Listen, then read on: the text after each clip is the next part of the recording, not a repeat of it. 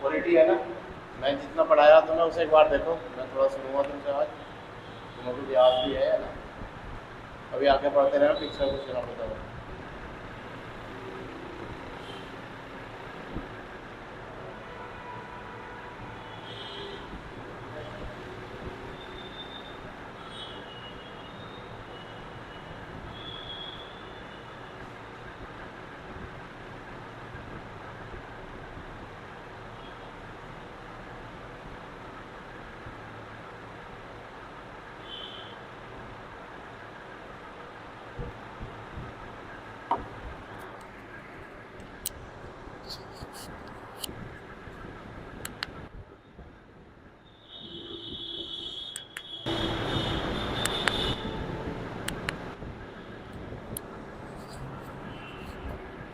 तो हरीश पढ़ा था कुछ है, पढ़ा था।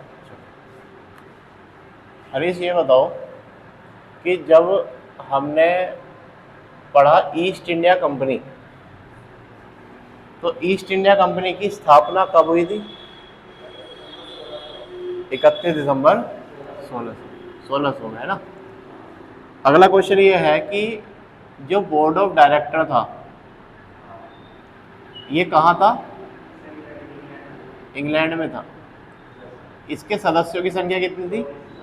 24 थी। और ये बना कब था बोर्ड ऑफ डायरेक्टर? 1600 में बन गया था जब ये आए थे, है ना। ठीक है, यानी ईस्ट इंडिया कंपनी की स्ट्रक्चर में एक बोर्ड ऑफ डायरेक्टर भी था जो उन्होंने बनाया था। अब इसके अलावा तुम्हें बताना है, एक अधिनियम आया 1765 का। इसमें क्या हुआ था? नहीं, 1765 का अधिनियम था। इसमें बंगाल, बिहार, उड़ीसा के दीवानी और राजस्व अधिकार दिए गए थे, है ना। हाँ, अभी इसके बाद अगला क्वेश्चन ये बताओ तुम कि 1773 का जो रेगुलेटिंग एक्ट है ना, इस रेगुलेटिंग एक्ट में एक गवर्नर जनरल का पद बना। किसका पद बना? गवर्नर जनरल का। क्या नाम था governor general? Warren Hastings. Governor general का नाम क्या था? Warren Hastings. ये भारत का था या बंगाल का था?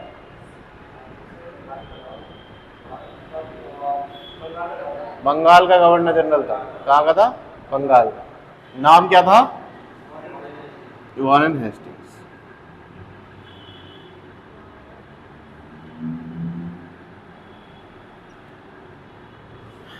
तुम बताओ प्रीत,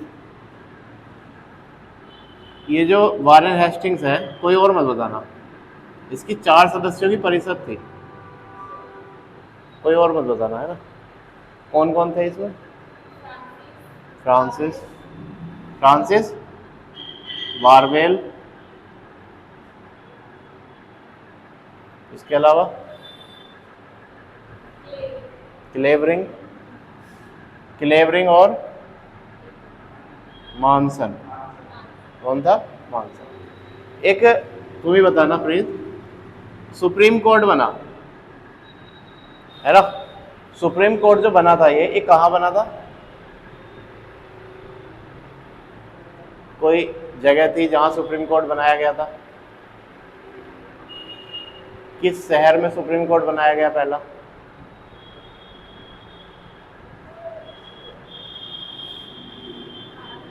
कहाँ?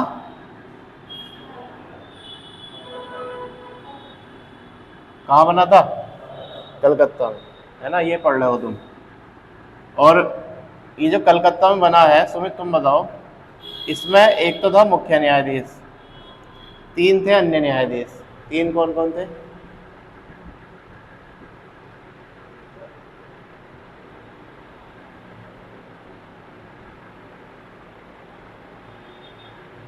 तुम बताओ।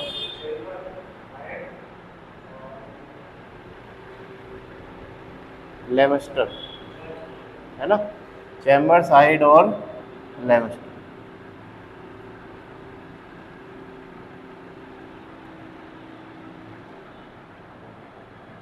ठीक है। मुख्य न्यायाधीश का क्या नाम था हरीश? इन पे, सर एलिजा इन पे। ये जो न्यायालय था इसमें लाइसेंसी व्यवस्था को बंद कर दिया गया था कि भाई बिना लाइसेंसी व्यवस्था को शुरू किया गया था कि बिना लाइसेंस के आप बिजनेस नहीं कर सकते। क्या नहीं कर सकते? बिना लाइसेंस के आप व्यापार नहीं कर सकते इंडिया में, है ना। ये किसने बनाया था? ईस्ट इंडिया कंपनी ने बनाया था। केवल हरीश बताएंगे 1773 का जो रेगुलेटिंग एक्ट आया वो किस कमेटी की सिफारिश पे आया? गुप्त समिति की है। और जो ये कमेटी है इसमें अध्यक्ष कौन बनाए गए? Lord north. एक जो न्यायालय बना है ये न्यायालय कैसा न्यायालय था? सर्वोच्च न्यायालय था, लेकिन इसे अभिलेख न्यायालय कहा जाता था। क्या कहा जाता था? अभिलेख न्यायालय। इसके बाद जो तुम्हें अगला पॉइंट पढ़ना है वो पढ़ना है 1781 का क्या? Act of settlement. अगले जो अधिनियम है उसका नाम क्या है?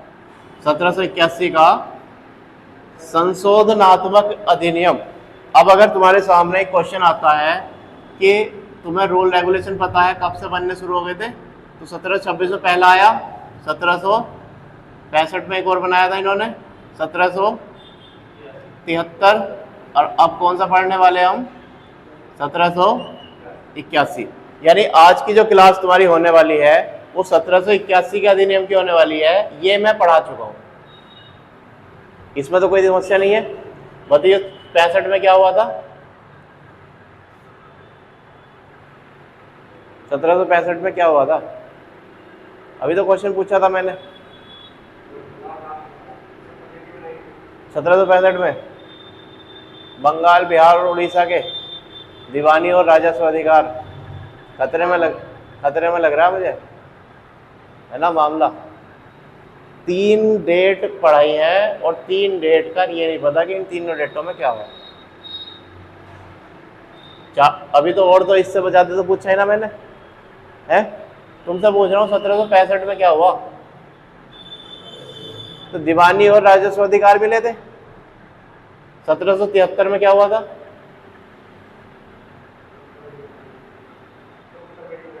गुप्त कमेटी बनाएगी, एक्ट आया। एक्ट का नाम क्या था? रेगुलेटिंग एक्ट, है ना। अभी कौन सा पढ़ने वाले हम? 1781। पहले तो इसका नाम देख लो, नाम क्या क्या है। इसे कहते हैं संशोधनात्मक अधिनियम। क्या कहते हैं? संशोधनात्मक अधिनियम। ये किस अधिनियम का नाम है? 1781 के अधिनियम का। तो क्या कहते हैं इसे? संशोधनात्मक अधिनियम, या कहते हैं act of settlement. Act of settlement, या इसका नाम है बंगाल का जुडिकेचर। बंगाल का जुडिकेचर एक्ट या अधिनियम, ठीक है। जब सीट देखोगे आप, सीट में देखो, सीट में क्या लिखा हुआ है? इस अधिनियम को संशोधनात्मक या बंगाल का जुडिकेचर एक्ट भी कहते थे। तो अगर क्वेश्चन आया कि बंगाल का जुडिकेचर एक्ट किस वर्ष है या कहाँ का है, कैसे है, तो वो कब का है? 1781 का है। 2 नाम है इसके, संशोधनात्मक अधिनियम या बंगाल का जुडिकेचर एक्ट। इसे इंग्लिश में क्या कहते हैं?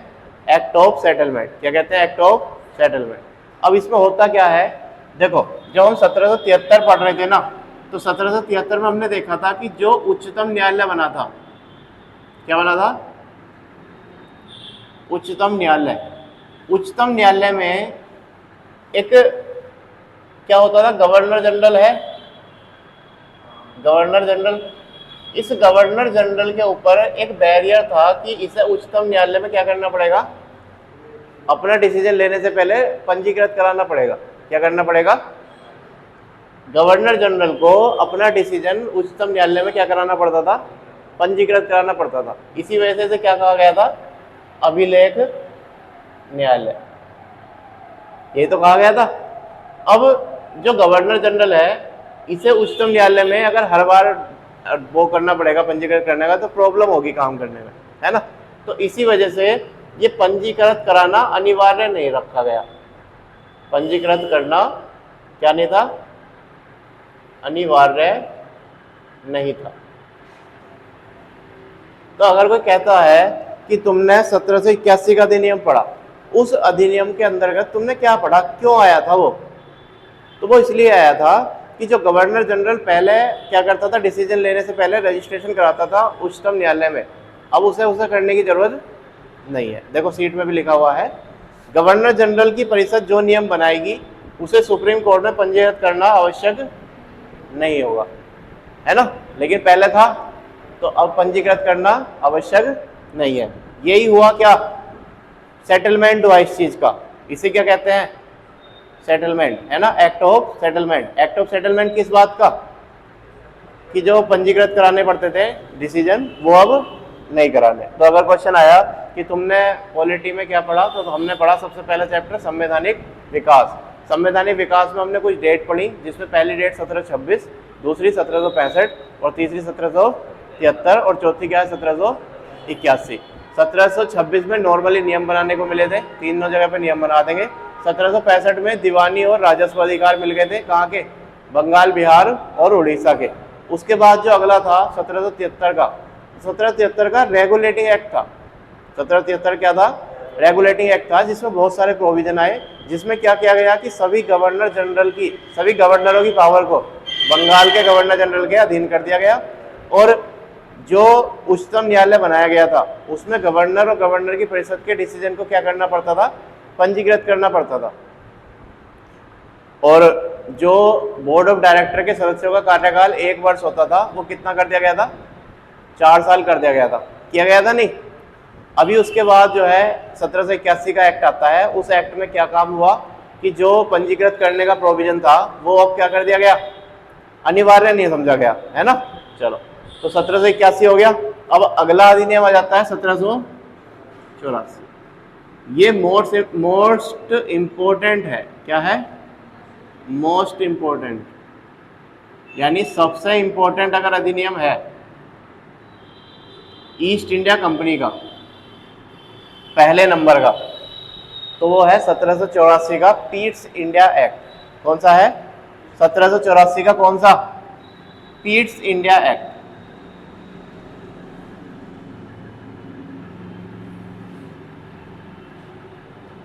ये पीट्स जो है एक नामक व्यक्ति थे जिन्होंने ये अधिनियम बनाया था, है ना। पीट्स एक व्यक्ति है जिन्होंने क्या करा, अधिनियम बनाया है। अभी समझो, जैसे हमने देखा 1773 ईस्ट इंडिया कंपनी ने बना लिया, है ना। 1781 में क्या हो गया कि उन्हें पंजीकृत कराना अनिवार्य नहीं है। 1784 में क्या होता है, पहली बार महारानी अपने सदस्य उतारती है कंपनी के प्रशासन में। अच्छा, अभी तक जो यहाँ कंट्रोल कर रहे हैं वो ईस्ट इंडिया कंपनी के लोग तो हैं, महारानी के थोड़ी है। तो ये क्वेश्चन आता है कि सर्वप्रथम महारानी ने प्रशासन में, ईस्ट इंडिया कंपनी के प्रशासन में कब हस्तक्षेप किया। तो पहली बार जो महारानी ने अपने कैंडिडेट भेजे ना ईस्ट इंडिया कंपनी के लिए, तो वो कब भेजे, 1784। कब भेजे, 1784 में। अब इंग्लैंड में 2 यूनिट थी या नहीं, एक का नाम बोर्ड ऑफ डायरेक्टर और एक का नाम कोर्ट ऑफ प्रोप्राइटर्स। यही तो पढ़ा था हमने। इंग्लैंड में एक नई संस्था निकलती है, इंग्लैंड में एक नई संस्था निकलती है जिसका नाम था बोर्ड ऑफ कंट्रोल। क्या नाम था, बोर्ड ऑफ कंट्रोल। इसे कहते हैं नियंत्रक मंडल, क्या कहते हैं, और इसे क्या कहते थे, निदेशक मंडल। अब यही बात समझनी है, क्या समझना है, देखो क्वेश्चन आएगा कि बोर्ड ऑफ कंट्रोल या नियंत्रक मंडल की व्यवस्था कब हुई, 1784 में। ये बोर्ड ऑफ कंट्रोल के जितने भी कैंडिडेट हैं ये सब महारानी के हैं। बोर्ड ऑफ कंट्रोल के जितने भी क्या है वर्किंग कैंडिडेट हैं, ये किसके हैं, महारानी के, यानी ब्रिटिश काउंसिल के हैं। कहाँ से हैं, ब्रिटिश, मतलब ब्रिटिश गवर्नमेंट से है। देखो ईस्ट इंडिया कंपनी तो प्राइवेट कंपनी थी ना, जिसमें शेयर होल्डर काम कर रहे थे अपना, लेकिन महारानी ने अपने सदस्य उतारे कब, 1784 में। तो यानी धीरे धीरे कंट्रोल कौन करेगा अब थोड़ा बहुत, महारानी। अब सीट में देखो, पिट्स इंडिया एक्ट लिख रहा है, पहली बार भारत में स्थित कंपनी के क्षेत्र को ब्रिटिश क्षेत्र कहा गया। ये मोस्ट, जो भी सीट में लाल कलर से लिखा होगा वो एक क्वेश्चन है, वो एक क्वेश्चन है आया हुआ। जो भी सीट में लाल कलर से लिखा हुआ होगा वो एक क्वेश्चन है हर हालत में आया हुआ, समझ गए। यानी आगे भी जब तुम्हें सीट मिलेंगी तो मैंने इस सीट को इस तरीके से बनाया है कि इसमें जो भी चीज मैंने लाल कलर से लिखी है वो एक बहुत इंपॉर्टेंट क्वेश्चन है, समझ गए। अभी देखो, तो पिट्स इंडिया एक्ट 1784 क्या हुआ कि पहले कहते थे कि ये कंपनी का एरिया है, पहले क्या कहते थे, ये कंपनी का एरिया है, फिर क्या कहने लगे, ये ब्रिटिश का एरिया है। कैसा क्षेत्र है, ब्रिटिश क्षेत्र है। तो क्वेश्चन आएगा, सर्वप्रथम कब कंपनी के क्षेत्र को ब्रिटिश क्षेत्र कहा गया, है ना। तो जैसे मान लो अभी हम क्या कहें कि ये ALS का क्षेत्र है, अभी एक कंपनी है ना। कुछ दिनों में कहने लगे कि ये जो है एक साम्राज्य, जैसे मान लो हम कहने लगे कि ये गजरोला का क्षेत्र है ना, क्या कहने लगे, ये गजरोला का क्षेत्र है, तो वो एक पूरा एरिया हो गया। लेकिन अभी अगर ALS है तो ALS प्राइवेट है, वो कोई इंडिविजुअल चला रहा है ना। लेकिन बाद में क्या हो सकता है कि वो पूरे एरिया का एक एरिया माना जाता है। तो वैसे ही यहाँ हुआ कि कंपनी क्षेत्र को हटा करके क्या कह दिया गया कि ये एक कैसा क्षेत्र है, ब्रिटिश क्षेत्र है। और ये क्वेश्चन रटते हैं बच्चे। सबसे पहली बार ब्रिटिश क्षेत्र कब कहा गया होगा, जब महारानी ने एंट्री करी होगी, महारानी ने अपने सदस्य उतारे होंगे। अब महारानी सदस्य उतारे कब, 1784 में। उस अधिनियम का नाम क्या था, पिट्स इंडिया एक्ट, ठीक है। अब देखो इसमें सीट में, इस एक्ट के विरोध में वारेन हेस्टिंग्स ने क्या कर दिया, त्याग पत्र दे दिया। वारेन हेस्टिंग्स जो था वो ईस्ट इंडिया कंपनी का सदस्य था, है ना। और वो विरोध ये कर रहा था कि इसमें प्रशासन किसका रहेगा, महारानी का रहेगा, है ना। तो इस चीज का विरोध करा उसने और क्या कर दिया, और वारेन हेस्टिंग्स के खिलाफ ही महाभियोग चलाया गया था। क्या चलाया गया था, महाभियोग। तो महाभियोग की प्रक्रिया किसके खिलाफ चलाई गई थी, वारेन हेस्टिंग्स के खिलाफ, ठीक है। लिख लेना, महाभियोग की प्रक्रिया, महाभियोग की प्रक्रिया भी इसके खिलाफ ही चलाई गई थी। अब नियंत्रक मंडल जो लिख रहा है उसमें नीचे लिख रहा है क्राउन के 6 सदस्य, क्राउन के 6 सदस्य, ठीक है। तो जो क्राउन कौन था, ताज किसके पास था, महारानी के।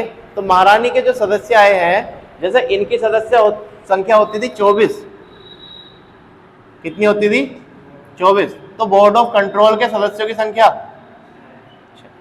ये दोनों क्वेश्चन बहुत इंपॉर्टेंट है कि नियंत्रक मंडल के सदस्यों की संख्या कितनी थी, 6, और बोर्ड ऑफ कंट्रोल के सदस्यों की संख्या कितनी थी, 24। समझ गए। अभी देखो, ये जब ये कैंडिडेट 6 बनेंगे तो 6 के लिए ये अलग अलग पद की व्यवस्था करेंगे कि भाई तुम इस रैंक पे रहोगे, तुम इस रैंक के अधिकारी हो, तुम इस रैंक के अधिकारी हो।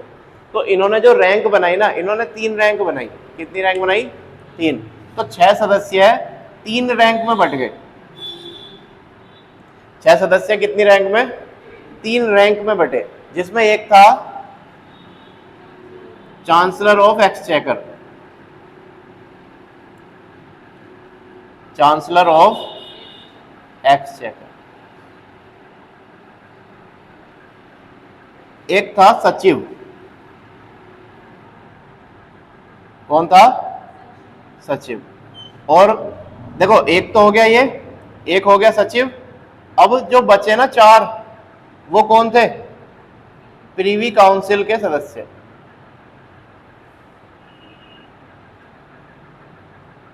प्रीवी मतलब ब्रिटिश काउंसिल, प्रीवी काउंसिल के सदस्य। तो देखो तुम्हारी सीट में लिखा हुआ है, सब लिखा हुआ है नहीं। अब देखो, जो प्रशासन चलाएंगे, प्रशासन का मतलब जो कंट्रोल चलाएंगे, जिसमें सेना की जरूरत पड़ेगी, वो पहुंच गया किसके पास, बोर्ड ऑफ कंट्रोल के पास। किसके पास, बोर्ड ऑफ कंट्रोल के पास, ठीक है। लेकिन व्यापार का जिम्मा किसके पास? Board of. तो अब कंपनी एक है, चला दो जने रहे हैं। कंपनी एक है, चला दो जने रहे हैं। कैसे कि अगर मान लो बिजनेस का है मामला, बेचना है, खरीदना है, तो कौन जिम्मेवार है ना? एरिया पे कंट्रोल चलाना है, लड़ाई झगड़े करने हैं, सैनिक की जरूरत है, सैनिक जरूरत है, तो कौन कंट्रोल कर रहा है? नियंत्रक मंडल। और नियंत्रक मंडल डायरेक्ट किसके हाथ में है? समझ में आ रही बात? 1784 में क्या घटना हुई है? 1784 में किसने एंट्री ली? महाराणा। ठीक है, थोड़ा मोबाइल में टाइम देखो, थोड़ा जब 3:20 हो जाना तो मुझे बता देना 3 को। तो अगर क्वेश्चन आया कि 1784 के पीट्स इंडिया एक्ट में, है ना, बोर्ड ऑफ कंट्रोल पर क्या शक्ति थी? बोर्ड ऑफ कंट्रोल पर क्या कैसी शक्ति थी? तो बोर्ड ऑफ कंट्रोल पर सैनिक और असैनिक शक्ति थी। सैनिक और असैनिक। ठीक है, अगर पूछा गया कि 1784 के अधिनियम में बोर्ड ऑफ डायरेक्टर पर क्या शक्ति थी, तो उस पर क्या थी बताओ? देखो, सैनिक शक्ति मतलब जिसमें सेना की आवश्यकता पड़ेगी। असैनिक की शक्ति मतलब तुम्हारे पास एरिया है। जैसे मान लो तुमने अपना महल बनाया, तो महल में एक तो हो गया कि तुम उसमें सेना के तहत अपनी सिक्योरिटी करा रहे हो, है ना, लेकिन एक ये भी तो हो गया ना कि वो एरिया बरकरार रहना चाहिए, है ना। तो उसके लिए सेना नहीं, उसके लिए वो केवल कंट्रोल पावर चाहिए, है ना, तो वो असैनिक हो जाएगा। इसमें ही है सब। 84 में तो है। देखो इसमें लिखा हुआ है बोर्ड ऑफ कंट्रोल के नीचे, नियंत्रक मंडल के नीचे प्रशासनिक कार्य सैनिक और असैनिक लिख रहा है ना। हाँ, तो प्रशासनिक कार्य की पावर किसके हाथ में थी बताओ? नियंत्रक मंडल के, महारानी के, नियंत्रक मंडल के, बोर्ड ऑफ कंट्रोल के, और व्यापार करने की बोर्ड ऑफ डायरेक्टर के। आगे समझो बात? चलो अब पेपर पलट लो, दूसरी तरफ आ जाओ। गवर्नर जनरल की जो परिषद थी उसमें कितने सदस्य होते थे? 4 होते थे ना, जिसमें हमने पढ़ा था क्लेवरिंग फ्रांसिस, है ना, बारवेल मानसन। तो ये सदस्य 4 होते थे, लेकिन 84 में घटा के 3 कर दिए गए। 84 में घटा के 3 कर दिए गए, लेकिन क्यों कर दिए गए? क्वेश्चन तो ये है कि जब पहले 4 थे तो 3 कर दिए। अब मान लो एक नौकरी निकाल ली और बाद में क्या कर दिया गया? उस नौकरी के पद को ही कैंसिल कर दिया गया। ऐसी तो है भाई, उसके लिए तो नौकरी थी वो परिषद का सदस्य होना। फिर उस सदस्य को अगर हटाया होगा तो क्यों हटाया होगा? रीजन होगा, है ना। देखो ये चाहते थे कि जो गवर्नर है ना, गवर्नर जनरल है, अब अगर गवर्नर जनरल को डिसीजन लेना है तो वो परिषद से वोटिंग कराता था। परिषद से क्या करता था? वोटिंग कराता था। तो वोटिंग कराने में मान के चलो परिषद अगर 3 जने ये हैं और ये 2 रह जाते हैं, तो ये वोट क्या माने जाते थे? कैंसिल माने जाते थे। क्या माने जाते थे? कैंसिल माने जाते थे। यानी गवर्नर जनरल का डिसीजन क्या हो जाता था? फेल हो जाता था।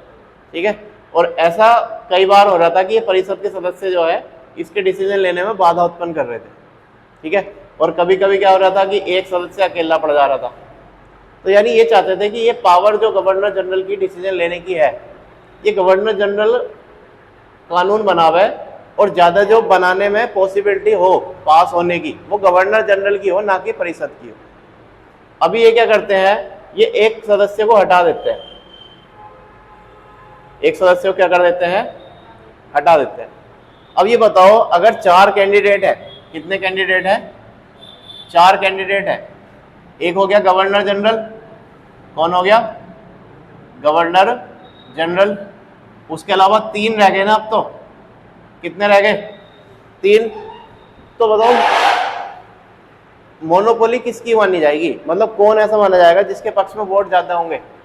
अधिक से अधिक एक इंसान कितने, मतलब जैसे एक पक्ष है एक विपक्ष है, एक हो गया पक्ष, एक हो गया विपक्ष।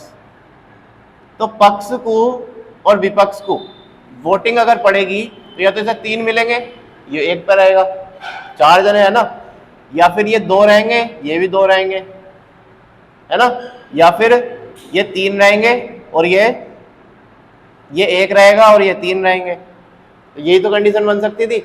अब इन्होंने ये कह दिया कि अगर आपके पास मैक्सिमम 2 वोट भी हो जाते हैं तो आपका जो है वो मान्य होगा। क्या होगा? मान्य होगा। और ये पावर दी गई गवर्नर जनरल को। अब ये बताओ, गवर्नर जनरल अगर है, अगर उसके पक्ष में 1 भी आ जाता है ना तो उसका डिसीजन मान्य हो जाएगा। 1 भी इसके पक्ष में आ गया तो, ये अगर 2 है और इसके पक्ष में 1 है तो पावर गवर्नर जनरल की ज्यादा मानी जाएगी और वो डिसीजन जो है मान्य हो जाएगा, है ना। लेकिन अगर मान लो ये सदस्य 4 हो तो ये नहीं हो सकता, ये डिसीजन लेना पॉसिबल नहीं है।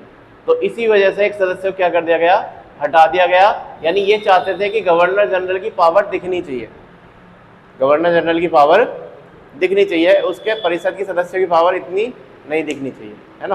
चलो अभी उसके बाद आ जाता है, देखो, कंपनी के मामलों में पहली बार ब्रिटिश सरकार ने अपना नियंत्रण दिखाया, लिखा है ना। तो हमने पढ़ा 1784 का अधिनियम, जिसमें हमने सीखा कि 1784 के अधिनियम में महारानी ने अपने 6 कैंडिडेटों को उतारा, जिसे कहा गया बोर्ड ऑफ कंट्रोल। ये बोर्ड ऑफ कंट्रोल को हिंदी में कहते हैं नियंत्रक मंडल। ये जो बोर्ड ऑफ कंट्रोल के सदस्य हैं ये डायरेक्ट महारानी के सदस्य होते थे, ब्रिटिश कैबिनेट के सदस्य होते थे, ठीक है। अभी क्या होता है कि जब ये बनते हैं तो भारत का जो क्षेत्र था उसे पहले कंपनी का क्षेत्र कहते थे, लेकिन अब क्या कहा गया? ब्रिटिश क्षेत्र, कि भैया ये ब्रिटेन का क्षेत्र है। कहाँ का क्षेत्र है? ब्रिटेन का क्षेत्र है। देखो किस तरीके से भारत में एक भी अंग्रेज नहीं था और किस तरीके से उन्होंने ये कह दिया गया कि ये एरिया हमारा। अगर मान लो कोई कंपनी आती है, यहाँ कोई अंग्रेजों की कंपनी आती है, जैसे मारुति सुजुकी है जापान की, तो जापान वालों ने अपनी कंपनी खोली, तो जापान वाले कह रहे हैं कि ये मारुति सुजुकी का एरिया है ना, तो हमें कोई दिक्कत नहीं, भाई कंपनी का एरिया है, कंपनी चला रहे हैं, ठीक है। लेकिन वो कहने लगे कि ये जैपनीज एरिया है। यही तो हुआ 1784 में। 1784 में और क्या हुआ? ये कंपनी का एरिया नहीं है, ये ब्रिटिश एरिया है। और ये बातें इतनी इंटरेस्टिंग है कि लोग पता नहीं रटते इतने क्यों हैं। ये रटने जैसी सिचुएशन थोड़ी है, ये तो हम फील कर सकते हैं कि अगर मान लो मारुति सुजुकी ये कहने लगा कि मारुति सुजुकी का एरिया नहीं है, जापान का एरिया है, तो ऐसा हमने कहाँ पढ़ा? क्या ऐसा हुआ कभी कि कंपनी खुली थी लेकिन कंपनी का एरिया ना कह करके उसे कह दिया गया कि भैया ये तो ब्रिटेन का एरिया है? ऐसा हुआ। और कब हुआ? 1784 के ईस्ट इंडिया एक्ट में, जिसमें क्या हुआ था? बोर्ड ऑफ कंट्रोल बना था, जिसमें सदस्यों की संख्या कितनी थी? 6 थी। और ये इसमें पद बनाए गए, चांसलर ऑफ एक्सचेकर, सचिव, प्रीवी काउंसिल के सदस्य थे, और इसमें 4 होते थे, ये 1 और ये 1, है ना, टोटल 6 हो जाते हैं। बोर्ड ऑफ डायरेक्टर कितने हैं बताओ? 24, ठीक है। अभी ये सदस्यों की संख्या घटाई जाएगी, 24 से 18 कर दी जाएगी, है ना, लेकिन अभी नहीं, है ना, अभी नहीं। तो ये सदस्य भी घटेंगे। लास्ट प्रीवी काउंसिल के सदस्यों की संख्या 4 होती थी, ठीक है, बोर्ड ऑफ कंट्रोल में, ठीक। अब अगला आ जाता है 1786 का अधिनियम। 1786 का अधिनियम, इसे मिटा दूं। अगर क्वेश्चन आया कि निम्नलिखित में से किस अधिनियम में गवर्नर जनरल के परिषदों की संख्या से एक सदस्य को हटाया गया? 1784, है ना। क्वेश्चन आया कि 1784 के अधिनियम में गवर्नर जनरल की परिषद में सदस्यों की संख्या थी। 1784 के अधिनियम में गवर्नर जनरल जो बंगाल का था उसके परिषद के सदस्यों की संख्या कितनी थी? 3 थी, क्योंकि एक सदस्य को क्या कर दिया गया? हटा दिया गया था। गवर्नर जनरल जो है ये, है ना, ये तो तुम हिस्ट्री में पढ़ोगे कि किस टाइम पे कौन गवर्नर जनरल था। क्योंकि वो तो उसमें बताया जाएगा ना कि किस टाइम पे वो किससे लड़ रहे थे। यहाँ तो हमें प्रशासन देखना है। तो गवर्नर जनरल जो है ये, इसने सदस्यों की संख्या 3 करवाई है ना, इसने करवाई हो जैसे भी हुई हो, लेकिन जो ये बोर्ड ऑफ कंट्रोल है ये पावरफुल था। इसमें एक निकला है सचिव, एक पद क्या निकल के आया है, सचिव। एक टाइम आएगा जब इंडिया में सर्वोच्च पद सचिव का हो जाएगा, गवर्नर जनरल के भी ऊपर हो जाएगा ये, यानी सबसे ऊपर महारानी, महारानी से नीचे सचिव और सचिव से नीचे वायसराय। तो जो तुमने देखा ना वायसराय लास्ट में मार्लेमेंटो अधिनियम है ना, और माउंटेन्यू चैम्सफोर्ड अधिनियम, तो ये जो है सचिव है, ये क्या है, सचिव है। पहला वाला सचिव है, पहला वाला क्या है, सचिव है, दूसरा वाला क्या है, वायसराय है। तो ये सचिव का पद जो निकल के आ रहा है, ये कब आ रहा है, सचिव का पद 1784 में निकल के आ रहा है, जिसका नाम क्या है अधिनियम का, पिट्स इंडिया एक्ट। समझ गए। अब आ जाता है 1786 का अधिनियम। 1786 का अधिनियम, यह एक ऐसा अधिनियम था जिसमें गवर्नर जनरल ने बोला था, गवर्नर जनरल ने अपनी शर्तों को रखा, गवर्नर जनरल ने क्या रखा, अपनी शर्तों को, कि मैं तब जाके इंडिया पर रूल करूंगा जब तुम मुझे ये पावर दोगे। मतलब मैं गवर्नर जनरल तब बनूंगा जब तुम मुझे ये पावर दोगे, तब जाऊंगा, नहीं तो मैं नहीं जा रहा, तुम किसी और को जो है गवर्नर जनरल बना सकते हो। तो ऐसा गवर्नर जनरल जिसने डिमांड पे अपना ये काम करा, लॉर्ड कॉर्नवालिस, लॉर्ड कॉर्नवालिस। देखो लिख रहा ना 1786 के नीचे लॉर्ड कॉर्नवालिस। तो इसने ये कहा कि चलो ठीक है भेज देंगे, बताओ तो सही क्या चाहिए तुम्हें। तो पूछा गया इनसे, तो इन्होंने कहा कि मुझे एक तो सेनापति की शक्ति दो, और वो भी मुख्य सेनापति की, कि मैं गवर्नर जनरल तो रहूंगा ही, लेकिन पूरी सेना मेरे आदेश पे चलनी चाहिए भारत में, है ना। तो ऐसा कौन व्यक्ति था जिसने ये कहा था कि मुझे प्रधान सेनापति बनाओ, लॉर्ड कॉर्नवालिस। और मुझे ये भी डिसीजन दो कि मैं अगर कोई सिचुएशन ऐसी बनती है तो मैं अपनी परिषद के डिसीजन क्या कर सकता हूं, उनके जो परिषद के निर्णय है उन्हें विशेष परिस्थितियों में क्या कर सकता हूं, बर्खास्त कर सकता हूं। बर्खास्त मतलब कैंसिल आउट कर सकता हूं, ठीक है। तो 1786 के अधिनियम की सबसे इंपॉर्टेंट बात 3 है। कितनी है, 3। एक तो पहली बात, बना कौन, कॉर्नवालिस। दूसरा, प्रधान सेनापति की शक्तियां चाहिए थी सर, प्रधान सेनापति की क्या चाहिए थी, शक्ति। और क्या चाहिए था, विशेष परिस्थितियों में, विशेष परिस्थिति में परिषद के निर्णय क्या कर सकता था, परिषद के निर्णय बर्खास्त कर सकता था।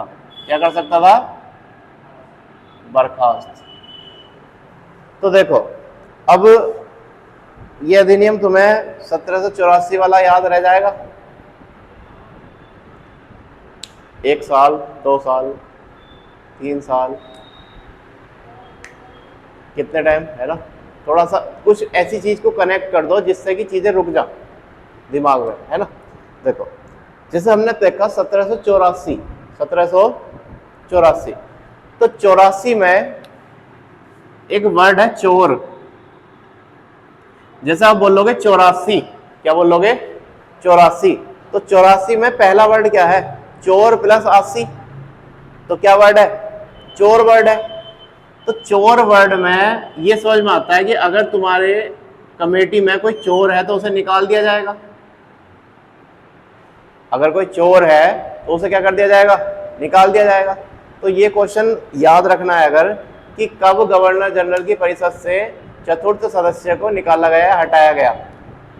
तो हटाया कब गया, क्योंकि वो चोर था नहीं, हमने याद करने के लिए रखा कि वो चोर था, उसे इसलिए निकाल दिया गया। और चोर मतलब 84, चोर मतलब 84, ठीक है।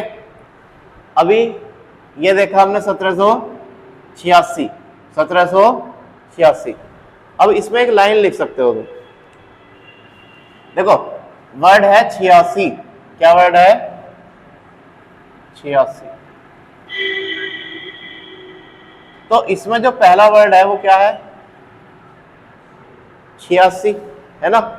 तो इसमें हमें ये याद रखना है, ये लाइन लिख लेना, छी प्रधान सेनापति का काम बहुत खराब है, इसे बर्खास्त कर दो, इसे बर्खास्त कर दो। जैसे तुम्हें याद रखना है कि 1786 का अधिनियम याद रखना हमें, तो तुम्हें पूरा अधिनियम याद नहीं रखना, तुम्हें याद रखना है छी वर्ड, क्या वर्ड छी। जैसे 86 में छी है ना शुरू में, तो छी मतलब किसी चीज को कर रहे हैं हम, छी प्रधान सेनापति का काम बहुत खराब है, इसे क्या कर दो बर्खास्त कर दो। अब यहां से हम क्या क्या वर्ड निकाल सकते हैं, सबसे पहला वर्ड प्रधान सेनापति, तो इसमें क्या डिमांड की गई थी, प्रधान सेनापति बनने की डिमांड की गई थी। काम खराब है, काम या कांड, प्रधान सेनापति का कान खराब है या काम खराब है। देखो हमें निकालना कार्नवालिस, क्या निकालना है कार्नवालिस, तो कान या काम, है ना। तो प्रधान सेनापति का कान खराब है, प्रधान सेनापति का कान खराब है। तो क्वेश्चन आया कि प्रधान सेनापति बना कौन था, तो तुम्हें क्या याद आएगा कि प्रधान सेनापति का तो कान खराब था, यही आएगा नहीं।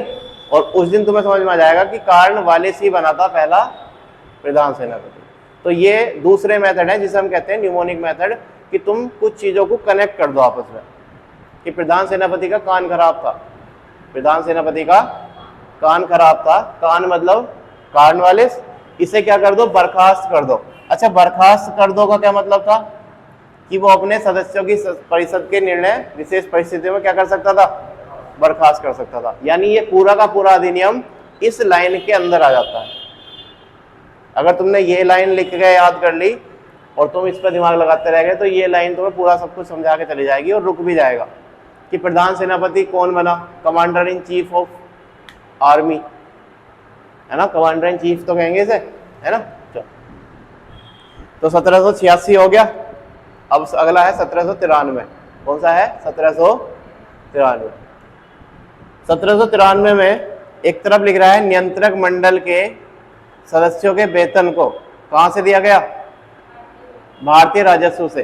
तो भारतीय राजस्व से दिए गए हैं, कहां से दिया गया है भारतीय राजस्व से। क्या दिया गया है नियंत्रक मंडल के सदस्यों का वेतन, आगे समझ में। और दूसरा क्या लिख रहा है कि गवर्नर जनरल परिषद के निर्णय को पूर्णतः क्या कर सकता था, देखो यहां कर सकता था विशेष परिस्थिति में, यहां कर सकता था विशेष परिस्थिति में, लेकिन अब किस में कर सकता है बताओ, कोई भी परिस्थिति हो पूरी तरीके से क्या कर सकता है अस्वीकृत कर सकता है ना, कि भाई अब नहीं, ठीक है। तो हमने 1793 तक पढ़ा और तुम जो है 1793 तक याद कर लेना। अभी मैंने तुम्हें 81 पढ़ाया, 84 पढ़ाया, 86 पढ़ाया और 93 पढ़ाया, तो मैंने बहुत ज़्यादा तो नहीं पढ़ाया, है ना, लेकिन इतना भी अगर तुम याद करते चलोगे ना, शुरू से लेकर अब तक याद करके देखना। और तुम ना एक कोशिश करना कि अगर तुम्हें क्वेश्चन मिल जाए ना कहीं से, तो तुम क्वेश्चन ढूंढना। जब ये चैप्टर पूरा हो जाएगा तो तुम्हारे लिए एक चैलेंज होगा, इस धरती पे संवैधानिक विकास के जितने भी क्वेश्चन हैं, चाहे वो घटना चक्र के हैं, चाहे वो लुसेंट के हैं, चाहे वो किसी भी किताब के हैं, चाहे वो यूट्यूब के हैं, कहीं के भी हैं, तुम उन्हें पढ़ोगे और मैं तुम्हें क्वेश्चन पेपर दूंगा और उस क्वेश्चन पेपर में 80% नंबर ला के दिखाने हैं। कितने 80%, है ना। तो ये एक ऐसा पैटर्न है जो कोई नहीं करता। चैप्टर के बाद ऐसा टेस्ट लो जिसके बाद तुम्हें कहीं से दूसरी चीज पढ़ने की जरूरत ही ना पड़े। अब जब मैंने तुमसे कहा कि चैप्टर पूरा हो गया, तुम घर जाओ और तुम पे जहां से भी तुमसे ढूंढा जाना, किरण की किताब हो, किसी की भी यूट्यूब हो, इंटरनेट हो, गूगल हो, कहीं भी हो, क्वेश्चन ढूंढो जहां से मिल रहे हो, कुछ एक्स्ट्रा नहीं मिलेगा, और मिलता है तो बेनिफिट मिलेगा, है ना।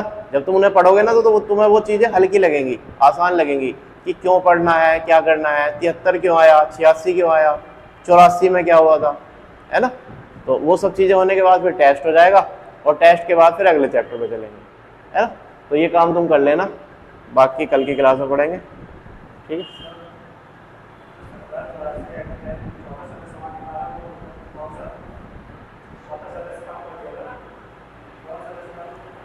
ये सदस्य ऐसा नहीं था, फिक्स नहीं थे